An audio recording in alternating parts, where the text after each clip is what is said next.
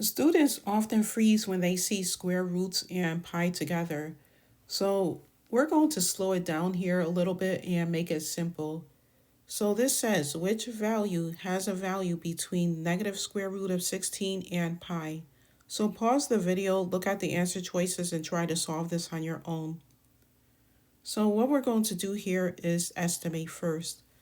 So we have the negative square root of 16. And don't think about the negative for a moment.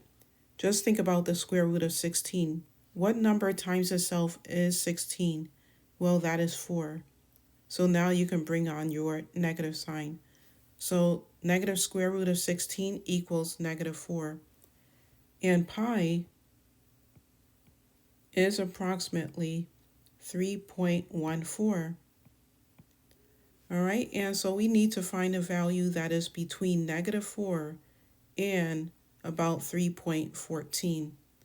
So what we're going to do here is create a quick number line, and we'll place those values on it.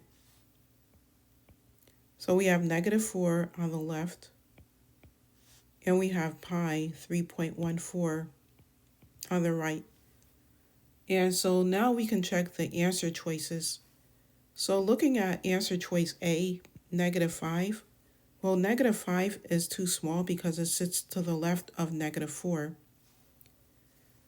B, 0.32, well, that sits right in between negative 4 and pi, so that is correct.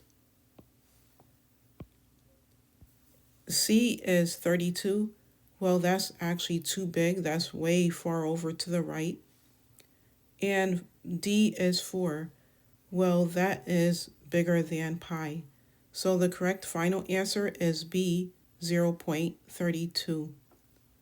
All right, and so I would like to leave you with this. As far as the tip is concerned, make sure you estimate square roots and pi first.